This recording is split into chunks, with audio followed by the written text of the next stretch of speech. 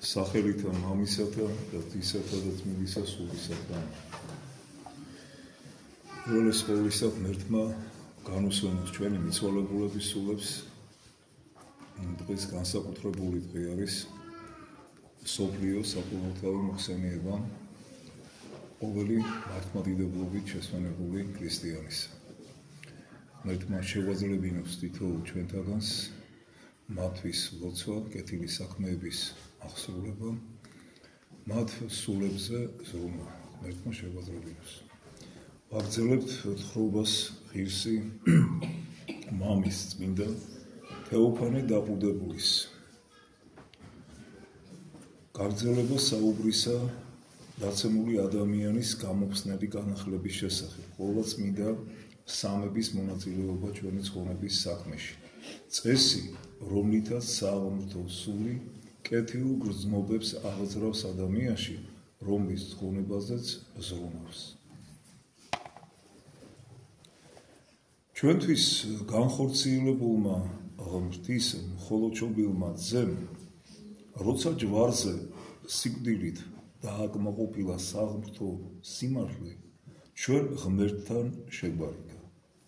ხოლო ამაღდარა ზეცა და დაждდა მარჯვენით მამისა, მარადის შუამდგომლობს ჩვენთვის თავისი მშვიდობის მყოფელი მეუხებით. და ამასთან ერთად ის არის ჩვენთვის ჭეშმარიტი ადამიანური ცხოვრების წყარო. თუ როგორი უნდა იყოს ადამიანი, ეს მან თავისი განკაცებით განგვიცხადა და ყველა მორწმუნე, როცა ხელახალი შობით იშვება, ანუ ინათლება, იღებს ქრისტეს მსგავსი ცხოვრების თესლს. ქრისტეს მიერ ნათელღებულნი ქრისტეს შეიმოსავენ. ამას აღასრულებს მორწმუნეებში მადლი სულისა წმინდისა. მაინც კერძოდ რა ხდება ჩვენში მადლის მოქმედებით. მაგრამ წინასწარ გავთხილებთ და გთხოვთ, ყოველთვის გახსოვდეთ, რომ როცა ნათქვამია ერთს რაიმეს იქმოდა და იქმს, ანუ აღასრულებს ძე ღმრთისა, ხოლო სხვას სული წმინდა, ამ დროს არ შეიძლება მათ შორის განაწილდეს მათგან ჩვენში აღსრულებული აღმადგინებელი მოქმედება. ის მომდინარეობს განუყოფელი ღმრთისაგან, რომელიც სამებით თაყვანის იცემდა. ამიტომ წმინდა პეტრე, როცა კეთილ განწყობით ესალმება მათ, ვისაც ეპისტოლეს წერს, ასე მიმართავს. წინაისწარ ცნობით ღმრთისა, მამისათა და წმინდისა სულისაითა დასამორჩილებელად და საპყურებელად სისხლისა იესო ქრისტესისა მადლი თქვენდა. ხოლო წმინდა პავლე ასეთივე კეთილ განწყობით ამთავრებს თავის მეორე ეპისტოლეს კორინთელთა მიმართ.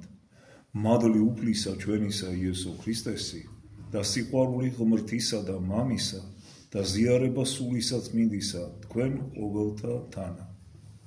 ამინ. სამებით თაყვანისცემული ღმერთის მიერ ჩვენში აღსრულებული აღმადგინებელი მოქმედება, ეს არის მისი თანაზიარება ჩვენ სულთან.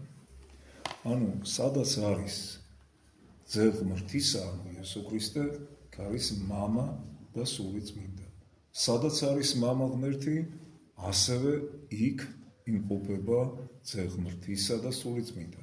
და სადაც მოქმედებს სული წმინდა, მასთან ერთად მოქმედებს მამა და ძე ღმრთისა.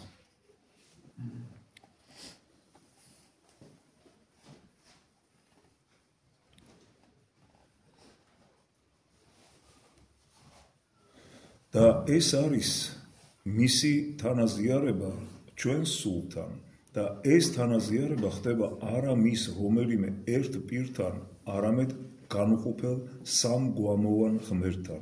ამიტომ არის ნათქვამი, რომ ძეც და სული წმინდაც და მამაც ჩვენთან ერთობაში შემოდიან. მაცხოვარი ჩვენი უფალი მართალია ზის მარჯვენით ღმრთისა მამისა, მაგრამ როგორც თვითონ აღვიქვა, ჩვენთან არის ყოველთვის, ყოველთა დღეთა და ეს ხდება არა გარეგნულად, არამედ შინაგანად, რადგან ამბობს, უკვე თუ ვისმე უყვარდე მე, სიტყვანი ჩემნი დაიმარხნეს და მამამანცა ჩემმან შეიყვაროს იგი და მოვიდეთ მისა და მისთანა დავადგრეთ. როგორც ამბობს იოანეს სახარება.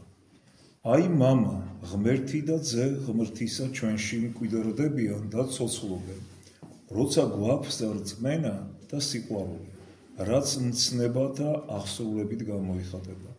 ხოლო სული წმინდა რომ ცოცხლობს მორწმუნეებსა და საღვთო მცნებების აღმასრულებლებში, ამის შესახებ ამასწინათ მე უკვე დავიმოწმე წმინდა წერილი. არა უწყით, არამედ თუ ტაძარმი ღმრთისანი ხართ და სული ღმრთისაი დამკვიდრებულას თქვენ შორის. როგორც ამბობს პავლე მოციქული კორინთელთა მიმართ ეპისტოლეში.